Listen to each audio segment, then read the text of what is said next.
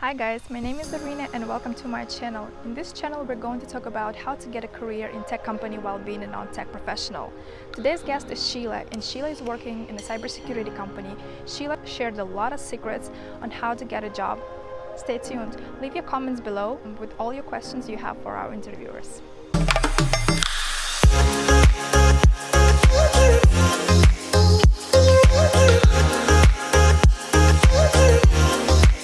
Today our guest is Sheila, and Sheila is a product manager at Barracuda Networks.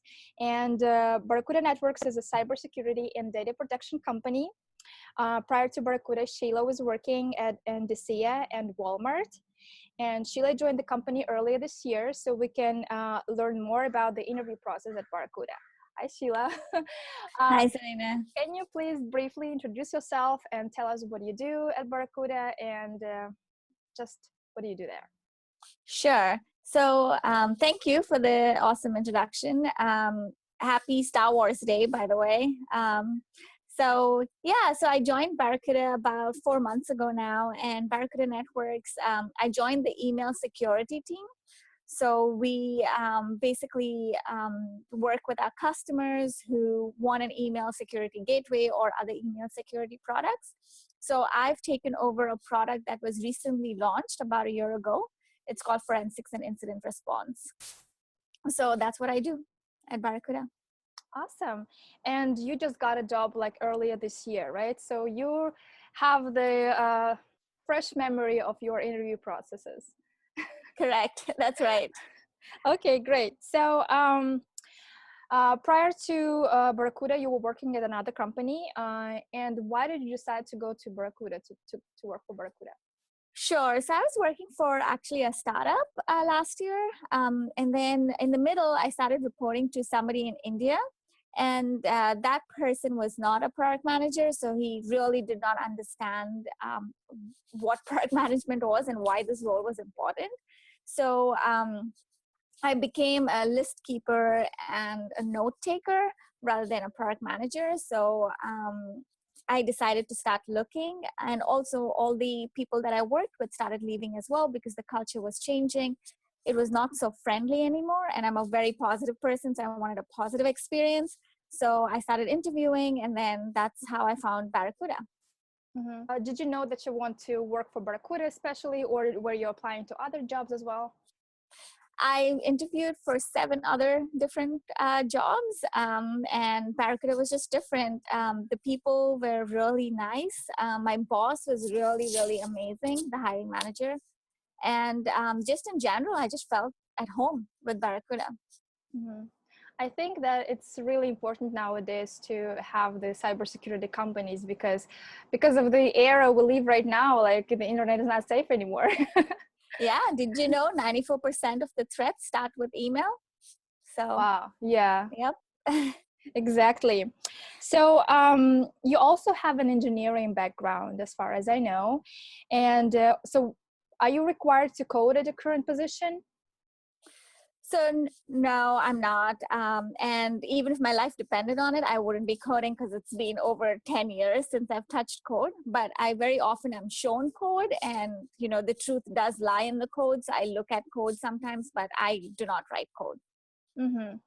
So as far as I understand, the product management manager, he is somewhat technical. He has to understand the code a little bit, but he has to understand how the product works for users to be able to use it, right? Correct. And, as far as I know, also that product managers, they don't have direct influence on the engineers. But how do you manage this, relationship? So I think in all honesty, product managers are definitely the linchpin for all departments, right? Whether it's customer service to train them, or to sales to be able to enable them to sell, or to engineers to give them the right requirements, to business to be able to communicate with them and tell them, hey, what's going on in our world, so they can figure out, how to market it and stuff like that. Even though the engineers don't report to me, I think the only way you lead by influence, right? And you basically help them trust you and you trust them. right? You build that trust between each other. And I mean, it's been only 4 months now. So in the beginning, yes, it was hard because I didn't have a relationship with them, but I did spend a lot of time getting to know each one of them, getting to basically understand what motivates them, try to figure out, how we can work together. Some people like it prescriptive, some people like, hands off, so, whatever works for them, I'm on board. So my next question would be, did you apply with the referral to Barracuda or just? No, so I had put feelers out through my network, but Barracuda was not one of them. Barracuda just happened. It just happened, so the recruiter just contacted me and we just hit it off. Do you remember what questions did they ask you at the phone interview? Sure. So my recruiter was very, very nice. Her name is Raji, and Raji was very straightforward. She basically made me understand what the team needed and how comfortable I was with that. I did not have email security in my background at all. So it was something new. So interesting, right? It's a new product. So it's something interesting that I could learn. I've been doing this for 12 years now. So I basically have worked in a lot of SaaS type products and enterprise products. So I was looking for something new. So it was a great fit when it came to that. And she was very transparent about, how the work culture was. She was transparent about what the needs are going to be. Most of her questions were around, why I'm moving, what type of position am I looking for, and salary compensation, right? I mean, that's basically what we spoke about. It was a 20-minute conversation and it was great. You didn't have this background to working in cybersecurity, that didn't actually, that wasn't a deal breaker for them. No, they just wanted strong product management experience. I think even my boss figured that I could learn the product, but you can't learn product management easier than learning the product, right? So they wanted somebody with strong product management experience, so it worked out. The questions from the recruiter were general basics. Why do you want to work here? About your experience in product management and your salary expectations. That's it. Yep. So what happened next? When did they tell you that, you're going through the next round of interviews? So I got a call from a hiring manager 3 hours later after I spoke to the recruiter. It was the same day, the same afternoon. I got on a call with the hiring manager, who is now my boss, of course. And they were actually in the middle of interviewing other candidates. So they wanted me to come up to speed with where the other candidates were. So they started, moving my interview process faster than the others, right? So I could catch up to them. So that's why I spoke to my hiring manager the same day. And what types of questions did they ask you? My hiring manager, again, he wanted me to walk through some of my proudest products that I might have worked on, like projects that I'm very proud of. What have I learned from them? Some of the failures that I've had, conflict management, have I ever had a conflict? How did I resolve that? And moreover, he was just interested in how I do product management. So I walked him through, one of the projects right from ideation all the way to launch and after. So that's primarily what we spoke about. So we picked the project and we spoke about it. And did you have other interviews with the teammates, with directors? Yes. Okay, so my one-on-one interviews was with marketing, engineering, as well as my peers, the product team. And each one lasted 30 minutes to 45 minutes sometimes. And then I also met the SVP of the product team as well. So I got to ask him about the vision and about, what he looks for the first 30 days of me coming on board, what his expectations would be and things like that. So it was a very nice conversation with everybody. In fact, they were all very good, kind, genuinely interested in getting to know me better to make sure I was a good cultural fit. The questions were not hard. It was basic product management questions. So for me, it was, I had answered, and plus I had been interviewing, so I think I had good practice. So it was okay. There was no product sense or estimation questions, right? It was just, talking about my resume and picking a project and talking about it. Mm-hmm. So you have a lot of experience actually working in product management, but did you prepare in other ways? Did you read books or did you talk to somebody, who's a higher level at Barracuda and doing as well product management, for example? Or how did you prepare?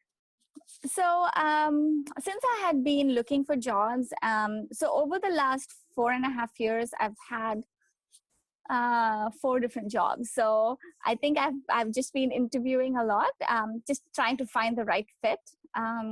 And for me and also for my family, I think at this point in time, it needed to be the right fit for my family as well. Like, I needed flexibility. I needed a few things that not every company could give me. Right.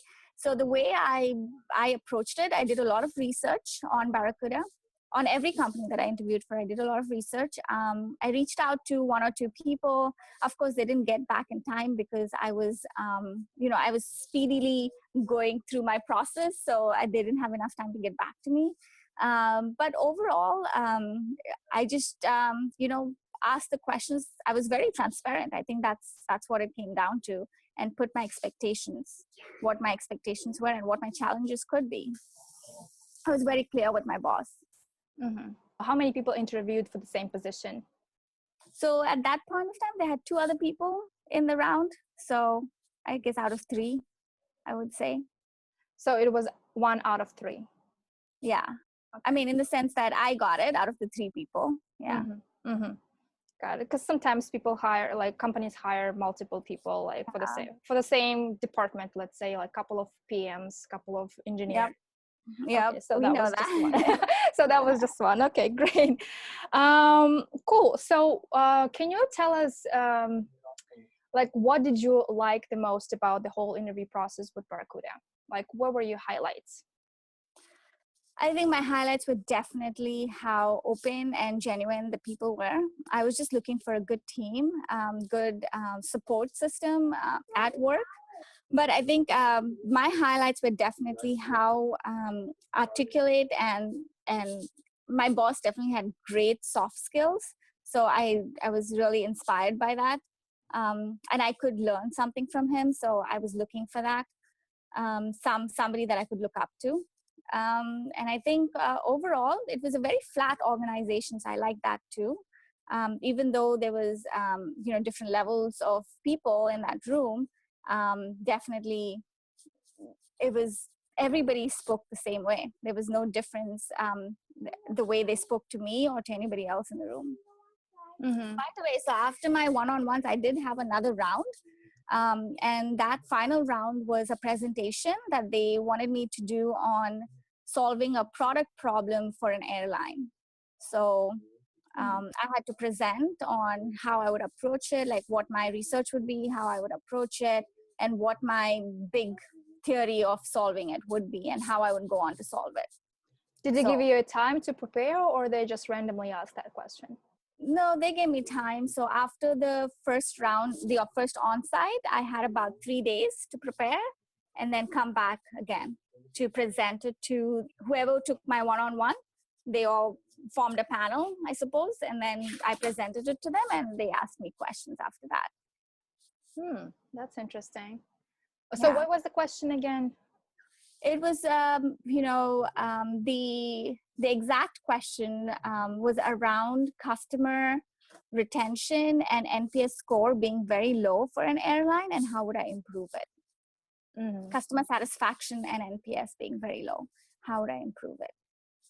Mm-hmm. Wow, interesting.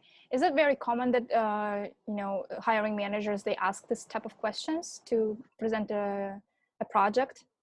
I think even more now, because in the beginning, no, I don't think so. But now I think it's become practice that they want to make sure you're able to stand in front of, your communication skills should be good, right, as a product manager. And 2, they put you in the hot seat, right? When you're in the hot seat, no matter the heat, you're supposed to be calm and, collected and just communicate elegantly, I suppose, over, freaking out. So I think that's what they do. After this final round of the interviews, your presentation, how long did it take them to decide whether to extend the offer or not? The same day. They told me the same day. Nice. Did you get to negotiate your offer? So I was very upfront with Raji from the beginning, my recruiter. She knew where my baseline was. So I said I would not go below that. I had some non-negotiables that were all met. So I did not, I negotiated early on. I set the right expectations early on, so I didn't have to negotiate it. And she never lowballed me or anything. She was very, very straight with me. So it was good. It worked out. Mm-hmm. Did you have anything like super special that, it's very uncommon from people to ask when they negotiate? If you can share that. Sure. So one of the things I asked for was PTO, right? But they have unlimited PTO, so it didn't matter to me. And then the second thing I asked for was I didn't want a sign-on bonus. I said add it to my base salary. So that way, I make it every year rather than just the first year. Wow, cool. That's interesting. I think to negotiate offers is another technique that, a lot of people need to master, because sometimes I feel intimidated with all the pressure that we need to make a decision right now. It's like, yours are gone. Yep. And I think that after that many interviews, I finally figured out, I set the right expectations up front, because there's no point in going through the interview process if my salary is not met. I mean, I was very clear about that. That actually makes a lot of sense. Yeah. It does now, but during the process, no. Can you give us like maybe 3 up to 5 do's and don'ts for other people who are searching for a job right now? Sure. So one of the things that I always have is my non-negotiables, right? I have them firm and I'm not moving from them. So some of my non-negotiables are, one, I needed a boss who could manage me, right? I needed somebody that I could look up to. I needed somebody that will be challenging me in the right ways. Previously I did have bosses that were condescending or just wanted to manipulate me into doing things, so I definitely was not having that. So I needed somebody that I respected. So secondly, I wanted a flexible and non-toxic culture. So Barracuda checked off that box too. They were very friendly, very genuine, wanting to support and help the other person be successful, right? So that's the environment I was looking for. And then lastly, I needed a product that I would be interested in, right? Email security was something new for me, so I was interested in learning something new. And it's always good to learn, right? So for me, that was a non-negotiable, where I had to be curious and I had to be learning something every day that I go into work. So these were my 3 non-negotiables. And the flexibility, of course, the second point that I said, that also meant minimum travel, as well as no calls after 5. That means I wanted a company that did not have, outsourced teams. Like, I wanted everybody to be in the US time zone so I could have a normal, decent life with my kids. Mm-hmm. So those were my non-negotiables. So that was one. The second thing is, in all my interviews, I have a script. So I have a prepared script. So all my questions that have been asked to me over the last 5 years are all on that script. And I have my answers already written out. So if they ask me about something, I just read it out, but with a human tone to it, right? So, you ask me about conflict management, I have an answer. I give you a situation. I basically talk about, how I approached it and what the end result was, right? So I have a script ready for every type of situation and every type of project that I worked on. I have a script ready to talk about it. Is it a long script? I have an elevator script, as well as if you want the details about it. So I have both. So whatever, wherever we are in the interview process, it depends, right? The first interview, typically it's an elevator pitch. The next interview, it's more deep. So I have the details there as well. So always have a script ready, and make sure that, because when you write down your thoughts, I think it's easier to talk about it. Like for this interview, right? I do have some thoughts. I've written it down, right? And then the last one, or the second last one, believe in yourself, right? Only you can do you. So be yourself unapologetically. So don't worry about what everybody else thinks about you or wants you to do. You just have to be yourself. And lastly, do your homework about the company, right? Do your research about the company. Make sure you know what's in the news currently with them. How are their Glassdoor reviews, LinkedIn reviews? How much are they paying their employees? What do they think about their CEO? Has there been a management change recently? Stuff like that. I think just do your research about the company so you're better prepared. Not only that, you are interviewing, they're not the only ones interviewing you, you're interviewing them as well. So learn as much as possible about them and make sure you're the right fit and make sure you can make an impact at that company, right? There's no point in joining a company if you're just going to cruise along. Unless you just want to do that, then that's fine, but make sure you're having an impact. Yeah. Awesome. Those are all the do's. Yep. Great. How about don'ts? I think, like I said, don't pretend to be somebody else. I think just be yourself, because if you pretend to be somebody else and then you get hired, imagine living the rest of your life pretending to be somebody else, right? So I think just be yourself, be honest. That's what I believe in. Mm-hmm. That's all I have for the That's don'ts. all you have. Great. My question is how does the research about the company actually helps you to ace the interview? What if do they ask you about hey, what do you know about our company? Is there questions like that on the interview? Sometimes I've been asked that, for sure, how much do you know about our product, or how much do you know about our company, right? I've been asked those questions, but mostly it's small talk, right? Oh, I heard about this, what's going on? I heard you did a recent release, or I heard that, oh, I see this on Glassdoor, should I be worried?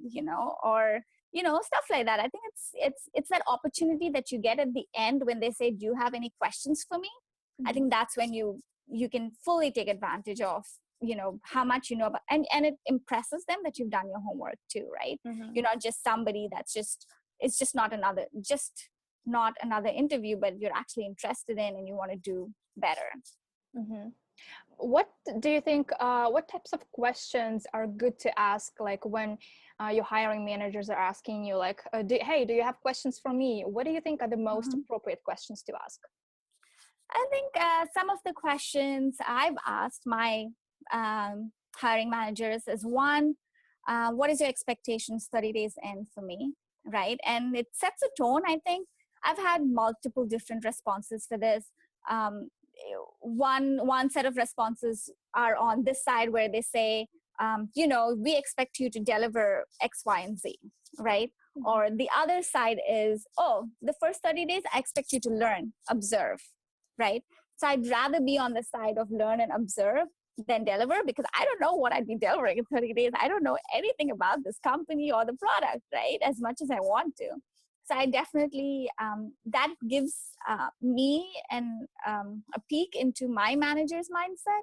And the people that do say, oh, I just expect you to learn and observe, those are the ones I want to work for. That's right. Awesome. So, yeah. And then the other question I typically ask is, what are some of the challenges or the gotchas that this person would have to, I guess, accomplish or get over, right? I think some of them say, oh, I think one of the things that you might find challenging is the product, or is working with the team, or is whatever else, right? And on the other hand, you have bosses that say, hey, I think the only challenge is, as long as you have the right attitude, you fail and it's okay to fail, right? And I think those are the bosses I want to work for, where they're okay to fail, right? You learn from your failures, you get up and you move on, right? Versus, where they expect me not to fail or to be exemplary. That's not going to happen. I'm human, and, it is a trial and error method in the beginning. Mm-hmm. So I think those are the two questions that I often ask, and those answers definitely, I'm interviewing them at that point. So I definitely kind of will already know in my heart where if I want to go back for the interviews or not after that. So just basically to summarize it, you also interviewing the company by asking questions. And when you ask those questions, you'll have to have in mind what are the answers that you're looking for. And Correct. if, That works for you, right? yeah, It may not work for everyone. Yeah. exactly. And when you hear the answer, and if it matches to your, to your answer, how you imagined it to, the manager to be, or their style of management, then yes, this is like, you want to work for this company. Yep. Yep. Awesome. That's typically how I do it. Great. Because when I was researching about like what questions should you ask from your hiring manager, they have a lot of examples, but they never ask like, why do you need to ask those questions? Yep. It just sounds smart, like you have to ask those questions, but like, what's the reason? Yeah. And I think one of the other questions I love asking somebody very high up, like an SVP or the founder of a company, is what you want your legacy to be, right? I think that's a very famous question people ask their founders, or, like in very senior management. I think the way I look at it is when they talk about employees, customers, people, I look for that rather than money. We need to be sold by such a date, right? Rather than all of that, I look for if they focus on people, customers, and their employees especially. I think if they take care of their employees, the customers will be fine, right? So I look for that typically. So that's another question I ask. That's awesome. I think, and my maybe last question would be if you can share something, either a list of books or maybe a script that you have, or something like without answers, but just a script on all the questions. I think you mentioned that you have that one. Something that you can share with our viewers that's valuable for them in this uncertain time. Sure. So I can definitely email you my script later after this. And you feel free to keep the answers or take them away. But, Up to you you. can take them. It's up to you. Yeah. Let me think about it, because there are some answers that you might not want to, because it works for me, right? Whatever answers I give, I need to be able to stand up to those. So those are my answers, right? But I guess the only books that I currently read on repeat are Dr. Seuss books, because I have two kids, a 6-year-old and a 3-year-old. So those are the only books I read right now. But I have read Inspire by Marty Kagan, and it's an amazing book for product managers if you want to read that. I've read Cracking the PM Interview. That's a fantastic book for interviewing for PMs, if that's something that you're interested in. I'm reading and it. Okay, cool. And you'll see it's a different way of thinking, right? How do you think out of the box, right? I think that's what product management is all about. I think the other book that I'm actually interested in, but I have not gotten a chance to read, is by Martin Erickson, and it's called Product Leadership, because that's what I want to do. So I was a director at the startup. I took a step down, or rather, I didn't want to be a director anymore. I wanted a little more, I wanted to spend more time with my family. So I am right now a senior product manager at Barracuda. And even though it's a step down in title, I also did that because I wanted to be more hands-on as a PM. As a director, I felt like I was not hands-on as much as a hands-on person. So this way, I was able to get back into product management, and I'm really, really loving it. And these are some of the books that I wanted to read. And then I also follow a lot of blogs by amazing women. You should, if you've not gotten a chance, look up Jamina Almendarez. She was on the product conference that I went to last year. Amanda Richardson, she is the CEO right now of Stripe, I want to say, but I might be wrong. But she's also an amazing product manager. Indra Nui, who was the CEO of Pepsi, but not anymore, right? She retired. Laura Marino, she talks about scale up. So, when I was at the startup, I was very often in that. I was always hired when, we were scaling up to go to market. We had the MVP, but, we wanted to make it more permanent solution for the customers and get more customers, more logos on board. So the scale up part of it is what Laura Marino talks about, and I really enjoyed her blogs. And of course, my mentor, Emma Johnson, and I really advise everybody to have a mentor, because that's the only way you can be successful. People who've made the mistakes before, who can guide you not to make those mistakes again, right? I mean, that's their duty, I think, to guide us through this tough place, I think. And I think in my spare time, I binge watch. When I do watch TV, I binge watch, because I get spurts of time. And right now I'm binge watching Zoe's playlist. I don't know, extraordinary playlist. It's one of these song. I miss Bollywood, so I thought, why not? I watched this movie. I watched the series, so it's working out. So that's pretty much how, between kids and working from home and everything else, there's very little time. So this is pretty much what I do. I read a lot of blogs now. Thank you so much. If you can also share this list of whatever you mentioned, all the authors and bloggers, that would be so helpful. I'm just going to list it below in the description, and that would be great. Awesome. Thank you so much, Zarina. This was great. Thank you, Sheila, so much. This was so valuable, and you gave so much information that is just, people, I'm sure that people are going to love it. Thank you. Insights. Thank you so much. Have a great day. May the 4th be with you.